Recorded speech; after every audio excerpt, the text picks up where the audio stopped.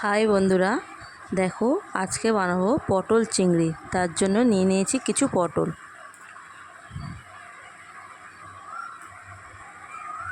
আর নিয়েছি আলু। আলু আর পটলগুলো সুন্দর করে কেটে ধুয়ে পরিষ্কার করে নিয়েছি। তারপরে দেখো সাদা তেল দিয়েছি কড়াতে, দিয়ে পটল আর আলুগুলো ভাজা করে নেব। একটু সামান্য নুন আর হলুদ দিয়ে পটল আর আলুটা ভাজা ভাজা করে নেব।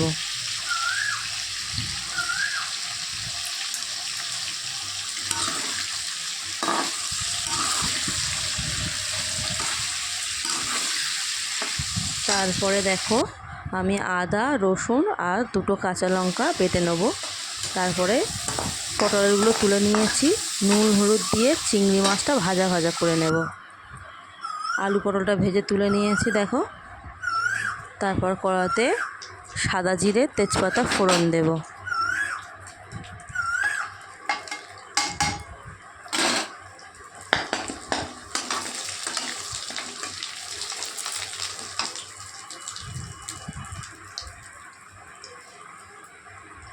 তারপর দেব পেঁয়াজ, গ্রেট করে রেখেছিলাম সেটা দিয়ে দেব।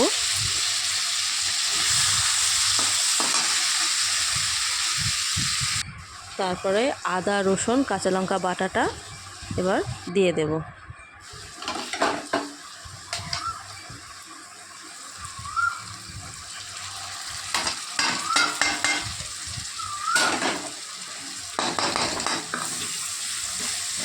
ভাজা ভাজা হয়ে যাবে, তারপর দেব টমেটো, গ্রেট করে দিয়ে দেব।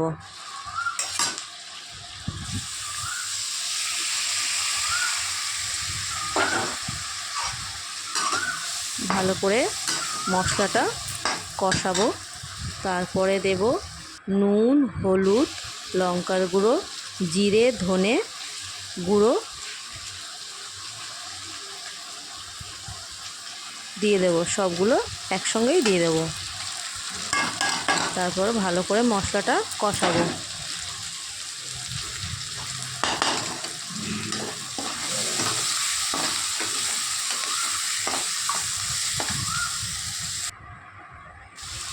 তারপর দেখো ভেজে রাখা পটল, আলু আর চিংড়ি মাছ দিয়ে দেব। মশলাটা এবারে সবজির সঙ্গে ভালো করে কষিয়ে নেব।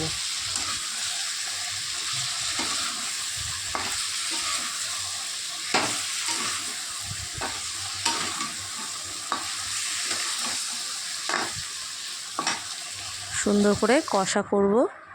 কষা দেখব তেল ছেড়ে দিয়েছে।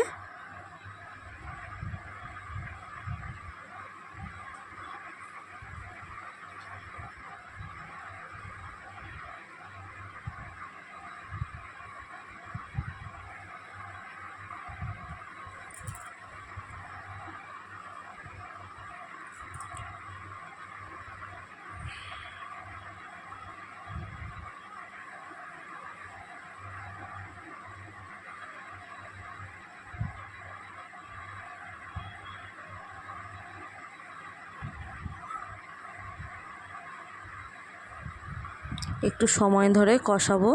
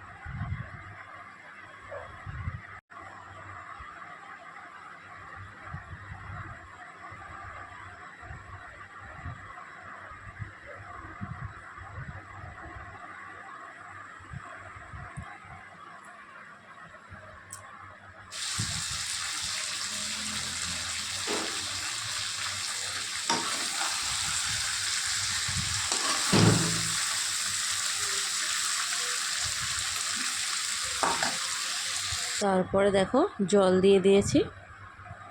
জল দিয়ে এটা ঢেকে দেব। 15 মিনিট পরে তারপরে খুলে দেখব।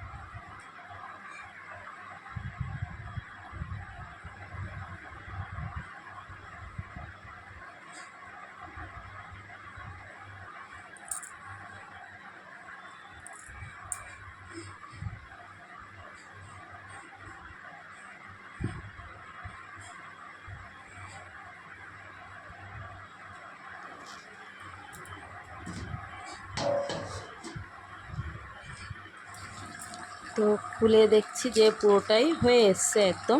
এবার একটু গরম মশলা দিয়ে দেবো আর কটা কাঁচা লঙ্কা চেরা দিয়ে দেবো, কাঁচা লঙ্কা চেরা দিয়ে দেবো।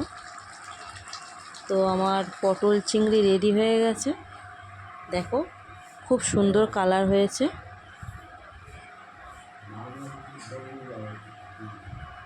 কেমন লাগলো পটল চিংড়ি কমেন্ট করে জানিও। ততক্ষণ আপনারা ভালো থাকবেন, সুস্থ থাকবেন, আর পরবর্তী কী রেসিপি নিয়ে আসবো কমেন্ট করে জানাবেন।